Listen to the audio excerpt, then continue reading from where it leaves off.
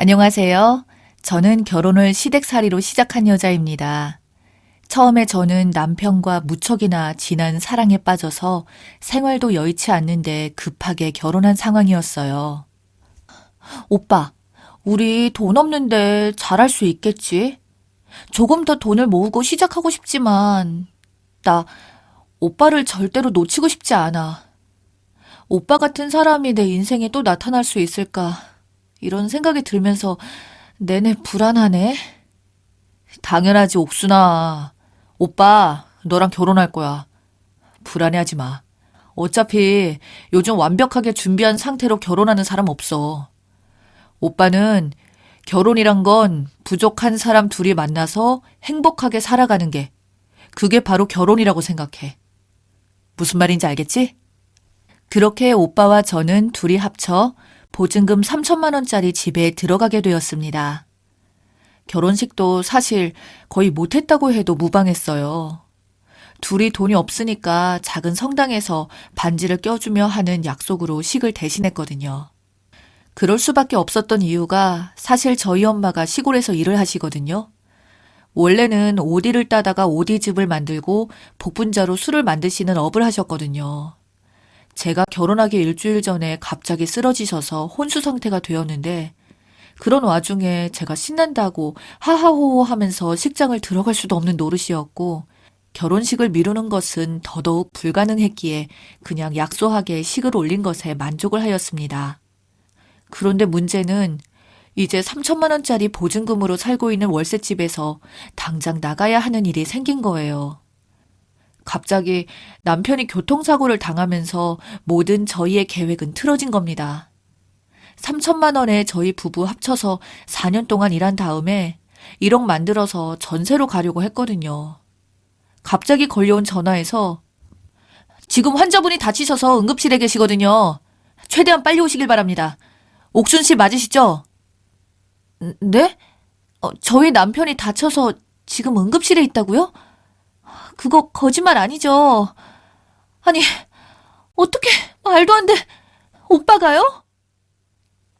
저는 황급하게 슬리퍼를 신고 옷도 제대로 못 입은 상태로 막 병원에 가게 되었습니다. 병원에서 오빠는 교통사고를 당해 의료진에 둘러싸여서 응급조치를 받고 있었거든요. 알고 보니 오빠가 탄 택시를 음주운전자가 박은 거고 택시 운전자와 오빠는 중태에 빠진 겁니다. 음주운전 트럭이 택시의 옆부분을 박은 거고 충격 흡수가 안 되어서 완전히 박살이 난 거고 오빠랑 그 택시 운전자가 온몸으로 그 충격을 다 받게 된 것이지요. 아이고, 정말 말도 안 나왔습니다. 더욱더 절망적인 것은 그 음주운전자가 자동차 보험을 안 들어놓아서 병원비를 대줄 수도 없는 사람이었어요. 그 사람 하루 먹고 하루 벌어서 사는데 저희가 그분에게 피해보상 청구를 할 수도 없는 상황이었지요. 어떡하면 좋아. 신혼 며칠 만에 어떻게 이런 일이 발생해. 지금 당장 돈 나올 구멍도 없고 친정에 의지할 수도 없는데 신도 참 무심하시지. 이렇게 힘들게 살고 있는 내게 왜 이런 거대한 시련을 남겨주시는 거야 정말로. 저는 막대한 남편의 병원비, 다행히 나라에서 긴급 구호금 500을 전달해 주었지만 그걸로는 택도 없었어요. 이 병원비를 어떻게 충당할까 하다가 그래, 그럼 할 수 없이 일단 월세 보증금을 빼자. 오빠가 살고는 봐야 할 거 아니야. 저는 집주인에게 사정을 말했습니다. 저희 바깥 사람이 갑자기 교통사고가 나서 급전이 필요하거든요. 돈 3천을 좀 바로 받을 수 있을까요? 죄송합니다. 아니, 자기네 결혼한 지 얼마 안 되지 않았나? 무슨 이런 일이 다 있어. 내가 돈 마련하는 거는 최대한 빨리 마련해 볼게. 아이고, 오순도순 신혼부부가 들어와서 좀 잘 사나, 오래 살려나 싶었는데 1년도 안 채우고 금방 나가네. 알겠어. 집주인은 다행히 일주일 만에 그 3천만 원을 마련해 주셨고 저는 크게 안도를 하며 그 돈을 전부 오빠의 병원비로 쓰게 되었습니다. 오빠는 다행히 치료를 잘 받아서 온전한 회복을 하게 되었습니다. 정말로 너무너무 다행이야. 그런데 옥순아, 우리 어떻게 하니? 당장 갈 집이 없네. 옥순이 너한테 오빠가 미안하다. 오빠가 뭐가 미안해. 잘못한 것도 없고 오빠가 사고당하고 싶어서 당한 것도 아닌데 대체 왜 그런 말을 해. 일단 어떻게든 살아날 구멍은 있겠지. 나는 믿어. 우리가 다시 집을 살 수 있고 다시 새롭게 시작할 수 있다는 것을. 그래, 고맙다, 옥순아. 우리 다시 한번 서로 의지하면서 나아가 보자. 저와 오빠는 이후에 어디서 살아야 할지 알아봤어요. 하지만 대출도 잘 안 나오고 당장 들어갈 집이 필요한데 고시원을 제외하고 보증금이 없는 집은 없었어요. 울며 겨자 먹기로 오빠는 내가 엄마 집에서 사는 것은 정말로 막고 싶었는데 어쩔 수 없다. 우리 딱 3년만 거기서 산 다음에 악착같이 돈 모아서 나와서 살자. 미안해 자기야. 시댁살이 하게 해서. 아니야 오빠. 아쉬운 거는 우리니까 어머님 댁이라도 가서 살아야지. 일단 살아남아야지. 그렇게 남편과 저는 어머님 댁에 가서 살게 되었어요. 시댁살이는 상상한 것보다 더 지옥 같았습니다. 어머님은 엄청나게 차별을 하시는 분이었어요. 아주버님이 대한민국에서 공부 제일 잘한다는 서울대 의대 출신이시거든요. 남편 집안에서 원래 그렇게 공부 잘하는 사람이 없는데 아주버님이 특이하게 공부 쪽으로 어마어마한 유전자를 가지고 계셨던 겁니다. 그래서 어머님은 제 남편과 아주버님을 굉장히 비교를 심하게 하셨어요. 너는 애가 어떻게 형의 절반이라도 좀 따라가지. 아유, 며느리도 시원찮은 애를 데리고 와서 나 신경 쓰게 만들고. 이게 뭐야? 잘 사는 집에 장가 가서 너도 좀 편하게 살 수 있었잖아. 엄마, 왜 며느리 앞에서 그런 말을 해? 그리고 제발 좀 나랑 형 비교 좀 하지 마. 귀한 자식 2명 그렇게 비교해서 경쟁의식 부추기고 서로 사이 나빠지게 만들면 기분이 좀 좋아? 엄마가 나랑 형이랑 비교한다고 해서 내가 흔들리는 것도 아니고 나는 나고 형은 형이야. 서로 다른 인생 살 거라고. 자존감이 높은 남편은 강단 있게 어머님의 차별적인 발언들을 막아냈어요. 하지만 마음이 여리고 순수한 저는 어머님이 하시는 상처되는 말에 고지곳대로 상처를 받고 눈물을 흘렸지요.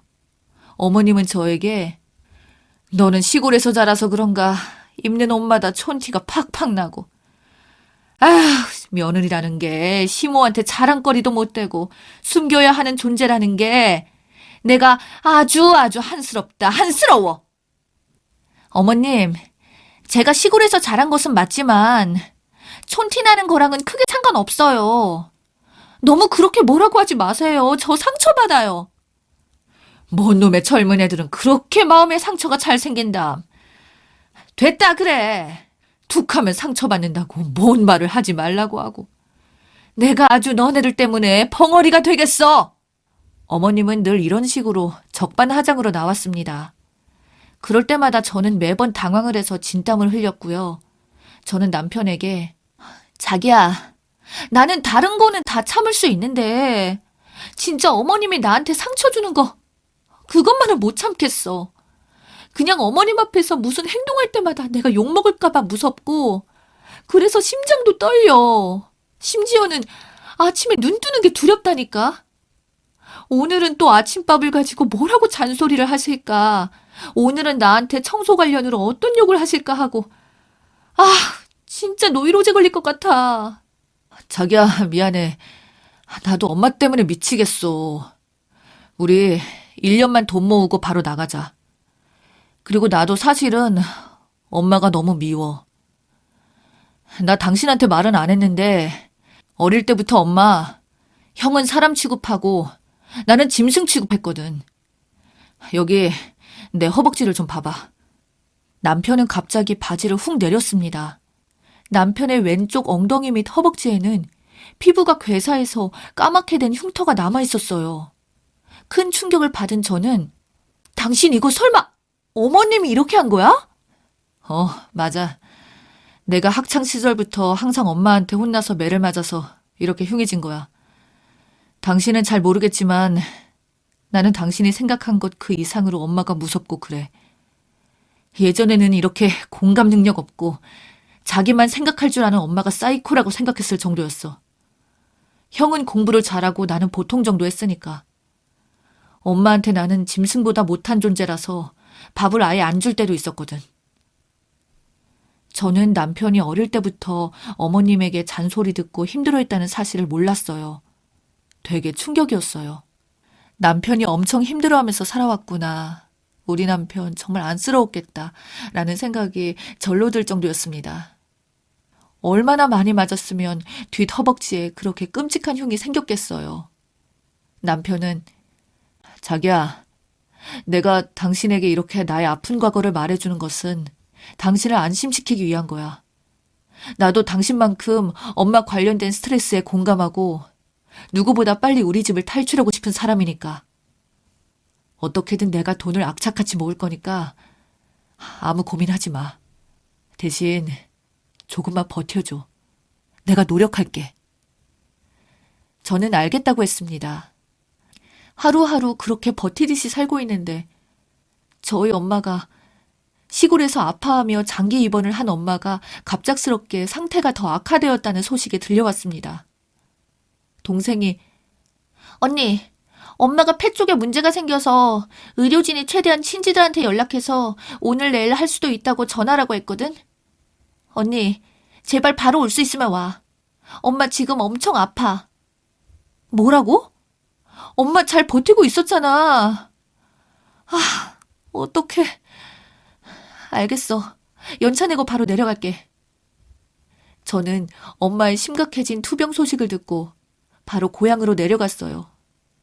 시내에 있는 대학병원으로 간 저는 엄마를 찾아갔고 그 사이에 너무나도 수척해지고 호흡기에 긴 호스를 끼고 겨우 숨을 쉬고 있는 엄마를 보고야 말았죠. 엄마, 이렇게 돌아가시면 안 돼요. 빨리 일어나서 나한테 맛있는 복분자 주스도 해주셔야 하고 여름마다 복분자 술 내어서 우리 앞마당에서 고기 구워 먹고 그 술 한 잔씩 곁들이면서 맛있게 먹어야죠. 엄마, 아직 너무 꽃다운 나이인데 제발 조금만 더 참아줘요. 하지만 시는 저의 편이 아니었습니다. 간절하게 빌고 또 빌었지만 무심하게 저의 간절한 기도를 무시한 시는 저희 엄마의 꺼져가는 생명을 완전히 꺼트렸어요. 삐삐삐 하는 소리와 함께 심장 박동이 멈춘 순간 저와 동생은 엄마! 엄마, 제발! 하면서 펑펑 울었고 따라온 남편은 제 옆에서 고개를 푹 숙이고 조용히 눈물을 훔쳤습니다. 그 누구보다 훌륭했던 우리 엄마. 돼지 같은 마음으로 상처받은 내 자신을 완전히 포근하게 안아주던 엄마. 늘 한결같이 한자리에서 나를 기다려주고 내가 힘들 때면 달려가 안을 수 있는 엄마가 사라졌다는 생각에 저는 세상이 무너지는 듯 했어요. 제 마음속 고양이에 아예 사라진 기분이라고 해야 하나요? 세상은 이렇게 원래 혼자서 살아야 하는 거구나 라는 생각이 들더라고요.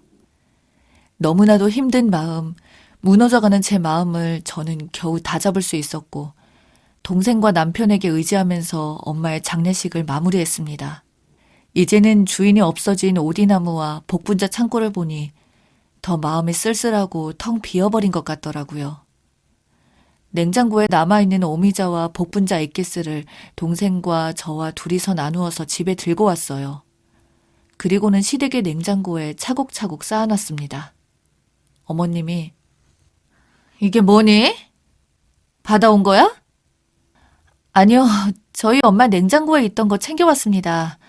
엄마가 마지막으로 만드신 거니까 귀한 거니까 아껴서 엄마 생각날 때마다 먹으려고요. 그런데 시모는 이런 거를 챙겨오니 이런 말 하기 좀 그렇지만 죽은 사람 집에서 아무것도 가져오는 거 아니다. 그리고 이런 거 챙겨올수록 마음에 그리움만 남지. 너는 나이도 있는 애가 왜 그렇게 청승맞게 이런 걸 다 챙겨와? 앞으로 해야 할 이별이 얼마나 많은데. 나는 내 집에 이런 물건들 음침하게 쌓여있는 거 싫다. 남들 다 줘버리고 아니면 버리던가 해라. 그리고 빨리 털어버려. 나는 너가 집안에서 울고 있는 걸 보기 싫다. 집안 분위기만 우중충해지고 누구는 엄마 안 돌아가신 줄 아나? 어머님! 저는 어머님의 그 말을 듣고 얼마나 놀란지 몰라요. 해도 너무하다는 생각이 정말 끊임없이 들었습니다. 이건 아니라고 생각했어요. 아니, 엄마가 돌아가셔서 안 그래도 마음 잘 못 추스리고 그리워서 엄마의 마지막 음식을 가져와 천천히 느끼려고 하는 저에게 갑자기 그 음식을 버리거나 남한테 주라니요. 그게 정상적인 사고를 가진 사람의 사고방식인가요? 저는 어머님의 그런 말을 듣고, 아니, 어떻게 저렇게 냉철하고 공감 능력이 하나도 없을 수 있지? 하나뿐인 우리 엄마가 돌아가셔서 슬픈 내 마음을 가지고 오버하지 말라고? 우는 모습 보기 싫으니까 찡찡대지 말라고? 정말 안 그래도 없는 정남이가 더 떨어지네. 이런 사람이 다 있어? 아무리 내 시모라고 해도 나는 존중 못해. 라고 저는 속으로 투덜거렸습니다. 그렇게 그날 진이 다 빠진 상태로 저는 침대에 가서 철푸덕 누웠어요. 천장을 바라보는데 그동안 엄마와 함께했던 추억들이 생각나고 자꾸만 못해준 것만 기억이 떠오르더라고요. 한 번 더 찾아갈 걸. 한 번 더 병원에 가서 살펴볼 걸 하면서요. 그렇게 되돌릴 수 없는 현실에 저는 눈물이 하염없이 났고 베개가 축축해질 정도로 엎드려 눈물을 쏟아냈어요. 아침에 일어나니 엄마가 돌아가셨다는 게 현실로 느껴지니까 더 슬프더라고요. 그때 갑자기 어머님이 문을 열고 들어오더니 너 밥 안 차리니? 엄마 돌아가신 게 유세야? 아무리 그래도 항상 하던 일은 해야지. 어디서 어물쩡 그냥 넘어가려고 해? 내가 그런 속임수를 모를 것 같아? 나에게는 그런 거 안 통한다.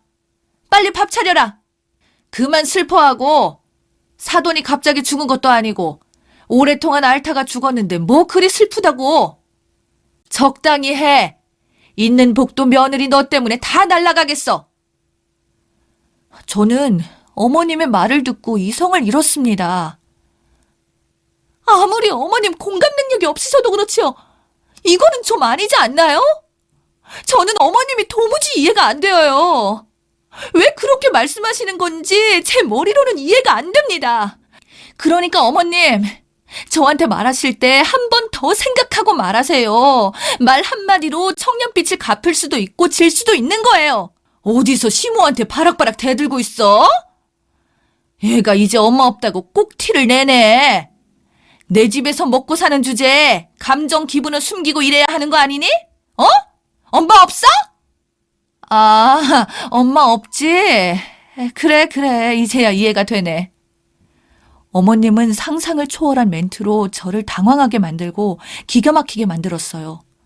저는 벙찐 표정으로 쳐다보니 어머님이 제 뒤통수를 툭 치면서 에휴, 그래, 네가 이겼다. 밥하지 말아라. 아유, 저 똥 씹은 표정 좀 봐라. 라며 저를 보고 너 거리는데 끝까지 저를 모욕하더라고요. 전 그때 온몸에 힘이 빠져서 더 이상 이 시댁 집구석에 있으면 돌아버릴 것 같았어요. 아무리 사는 게 힘들더라도 일단 집구석에 있을 바에 그냥 고시원에서 나가 사는 게 낫다고 생각했습니다. 밖으로 나가서 무작정 걷기 시작한 저는 남편에게 전화했습니다. 자기야, 어머님이 나한테 오늘 아침 무슨 말 한지 알아? 엄마 없는 애 됐다고 딱 이름값 한다고 욕하더라고. 오늘 우리 짐 싸서 어머님 댁에서 나가자.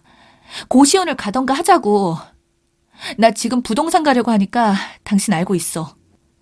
저는 바로 부동산에서 1,000만 원에 들어갈 수 있는 원룸을 알아보았습니다. 그리고 바로 계약을 했어요. 아이고, 이렇게 집도 안 가보고 바로 계약을 한다고요? 아가씨 뭐 어디 쫓기는 사람이에요? 아, 제가 사정이 좀 있어서 빨리 집을 나오고 싶은 일이 있어서 그래요. 여튼 알겠습니다. 계약은 완료된 거죠? 1,050 가격 맞는 거죠? 오늘 바로 들어갈게요. 청소 대충 하고 집 비워져 있다고 했고 방금 계약금 보냈으니까 비밀번호 알려주세요. 뭔 사정인지는 모르겠다만 알겠소다. 지금 바로 비밀번호 알려드릴게요. 그렇게 저는 부동산 아저씨에게 비밀번호를 넘겨받고 어머님 댁에서 도망쳐 나올 수 있었습니다. 얼마나 다행인지 몰랐죠. 바로 들어갈 수 있는 집이 있다는 것 자체가요. 퇴근 후 저를 만난 남편은 나도 당신한테 막말하는 엄마를 도저히 참을 수 없을 것 같아. 아무리 그래도 지켜야 할 선은 있는데 엄마는 그 선을 지키지 못하는 것 같아. 당신 잘했어. 우리 엄마네 집에서 사느니 그냥 곰팡이 낀 반지하에서 사는 게 정신적으로 더 행복할 것 같아. 저는 그렇게 하루 만에 남편과 시댁에서 나왔습니다. 시모는 떠나는 저희를 보고 혀를 끌끌 차며 또 서울대 의대 나온 아주버님이랑 비교를 했어요. 저희 둘 끼리끼리 수준 맞는 것들이 아주 짝짝꿍 잘한다고 하면서요. 그래, 니네는 나가라. 둘째 내외는 내 인생에서 필요가 없어. 우리 서울대 나온 첫째만 엄마한테 잘하면 끝이지. 너네가 나가서 얼마나 잘 먹고 잘 사는지 한번 지켜봐야겠네 아주. 저는 끝까지 어머님이 발악을 하시며 저희의 뒤통수에 욕을 뱉는 게 너무 적응이 안 되고 정말 심하다고 생각했지만 거기서 또 한마디에서 싸움을 일으키기 싫었기 때문에 꾹 참으면서 집에서 도망치다시피 나왔습니다. 비록 곰팡이 냄새가 진동하는 반지하였지만 사랑하는 사람과 함께 정신적인 스트레스 받을 것 없이 함께 있으니 너무 행복하고 기분이 좋더라고요. 뭐라고 말을 해야 할까요?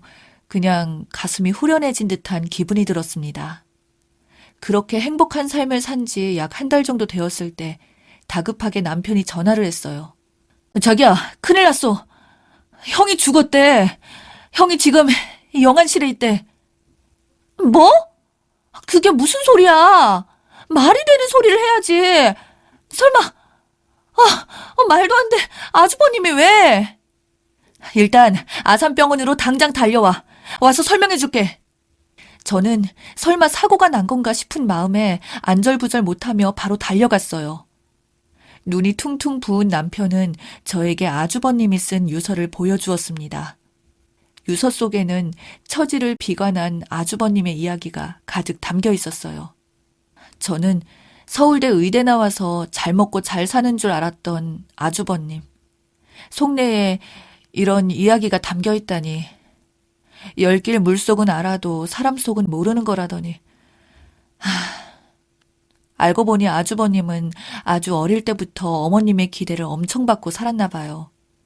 초등학교 때 IQ 테스트에서 엄청나게 높은 점수를 받은 아주버님은 어머님의 기대를 등에 업고 공부를 했고 점수가 떨어질 때마다 매질을 당했나 봐요.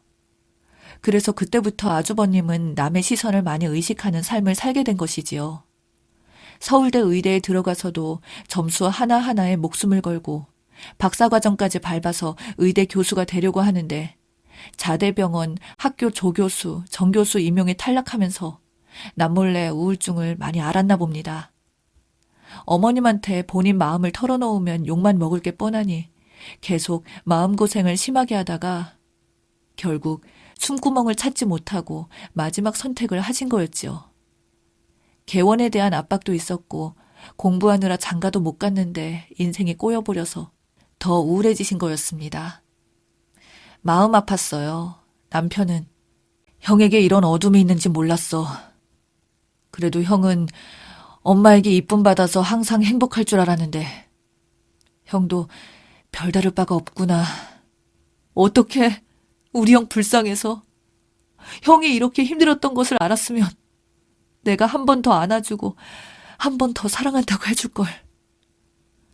저는 엄마를 잃은 지 얼마 안 되었기 때문에 사랑하는 누군가를 떠나보낸다는 게 얼마나 힘들고 견디기 힘든 것인지 잘 알아서 남편의 마음을 100번 공감할 수 있었어요. 그때 소식을 듣고 달려온 어머님이 통곡을 하면서 정말 애가 끊어질 듯한 고통을 호소하며 울었어요.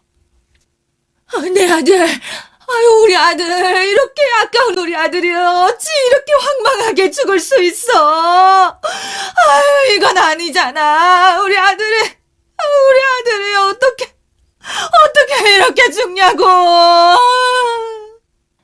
저는 어머님을 보니 참 그렇게 자식 사랑하는 맛에 사신 사람이 이제는 어떻게 살려나 싶었습니다.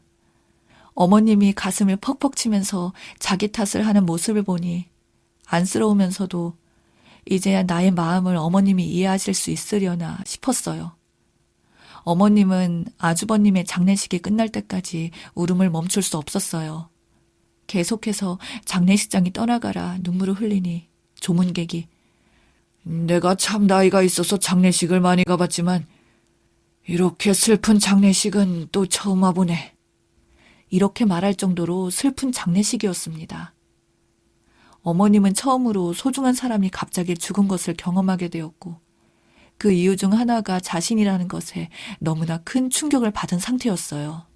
어머님은 아주버님의 장례식이 끝난 후 쓰러지셨어요. 사람들은 에휴, 그렇게 3일 내내 온몸을 다해서 눈물을 흘리니 당연히 저렇게 쓰러질 수밖에 없지. 평생 서울대 의대 간 자식 하나로 자랑하고 그게 인생의 행복이었던 여자가 자식이 죽으니 자기 인생도 무너지는 듯 했겠지. 에휴, 저 아줌마는 아마 죽고 싶은 심정일 거다. 다들 혀를 찼습니다. 저는 어머님이 불쌍한 한편 내게 상처를 준 사람이었기에 사실 크게 마음이 쓰이거나 하지는 않았어요. 가슴 한편으로는 오히려 이제는 상처받은 내 마음을 잘 이해할 수 있겠네. 이런 생각이 들기도 했고요. 그렇게 저희는 아주버님을 좋은 곳에 보내드리고 집에 갔습니다. 한 일주일 동안 멍하니 창을 바라보고 돌아가신 아주버님 생각에 헛헛한 마음을 감출 수 없었어요. 그때 어머님이 퇴원했다는 소식이 들려왔습니다. 자기야, 어머님 퇴원하는데 그래도 가봐야 하지 않을까? 몰라. 나는 형을 그렇게 만든 장본인인 엄마와 더 이상 연락하고 싶지 않아. 너무 힘들거든. 알겠어. 여보가 싫다는데 어쩔 수 있겠어. 그래, 가지 말자. 저희 부부는 어머님 퇴원하는 곳에 데리러 가지 않기로 했어요. 어머님 퇴원하는 날 남편은 2박 3일로 강원도에 출장을 갔고 저는 집에 있었어요.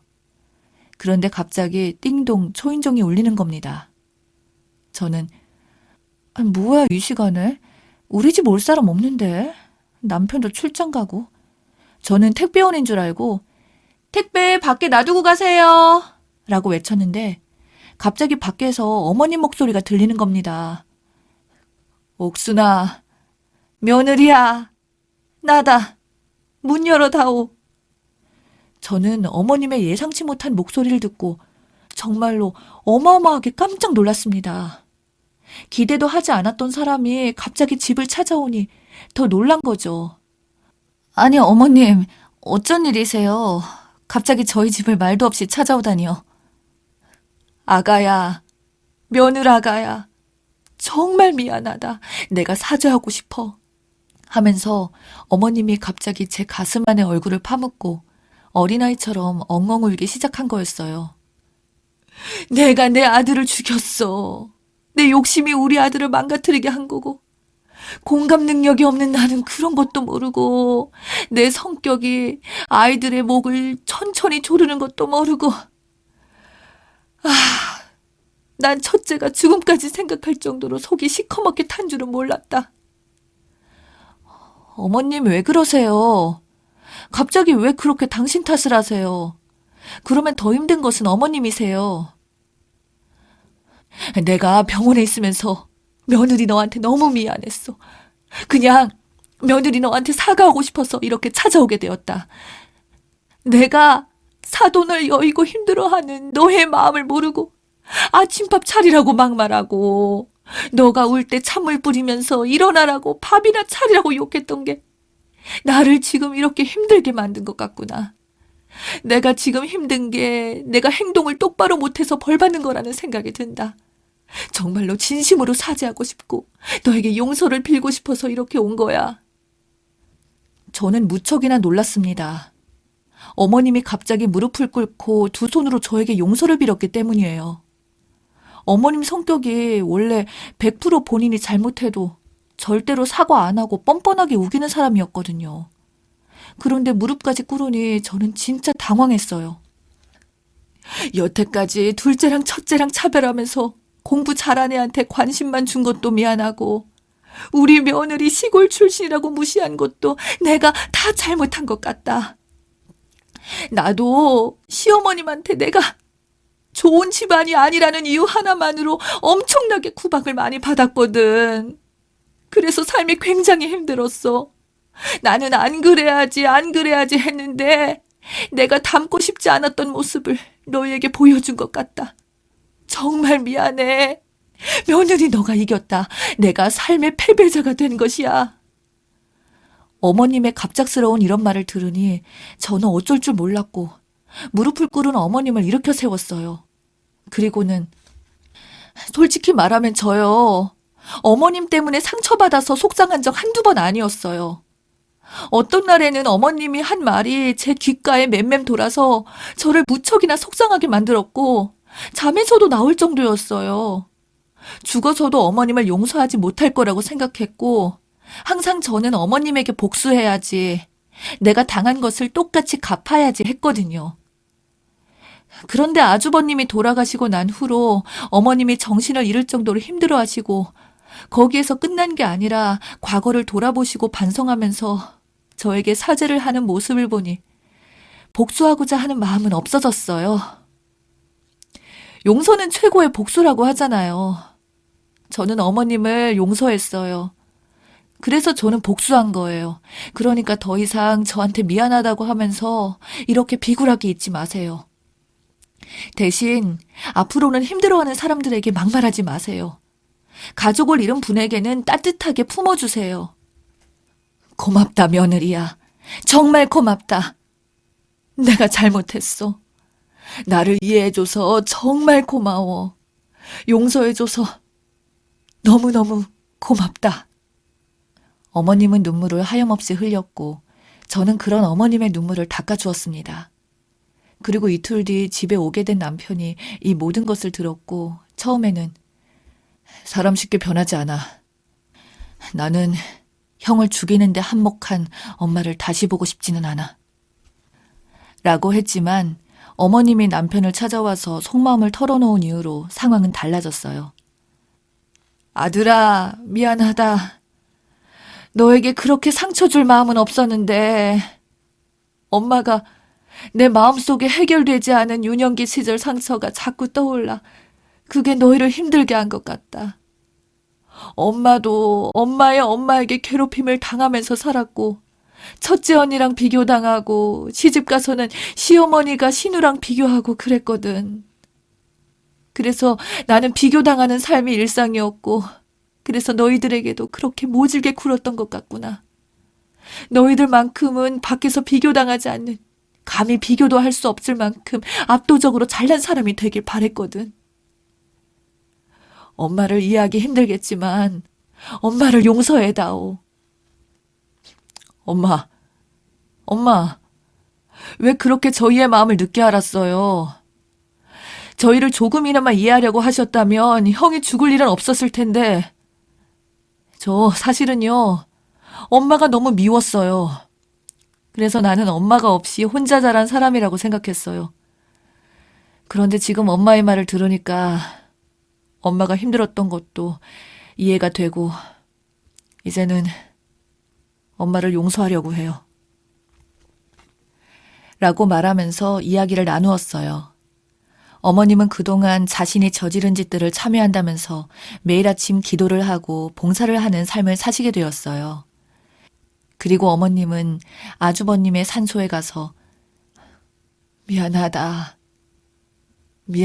첫째야. 부모가 품어줘도 힘든 인생살이를 내가 이해하지 못하고 오히려 되려 너를 혼내기만 했구나. 그때 상처받은 너가 얼마나 힘들었을까. 나중에라도 너가 엄마의 아들로 다시 태어난다면 그때는 정말로 잘할게. 미안하다. 살면서 내가 엄마로서 엄마의 역할을 제대로 하지 못하고 너에게 상처만 준 것 같아서 정말로 미안하다. 어머님은 아주버님의 무덤을 꼭 껴안았고 그 뒤에서 저와 남편은 눈물을 흘렸습니다. 그렇게 저희는 아주버님의 죽음을 계기로 서로 쌓였던 오해를 풀게 되었고 제 마음속에 쌓인 복수라는 감정도 눈처럼 녹아버렸어요. 그리고 저는 생각이 들었습니다.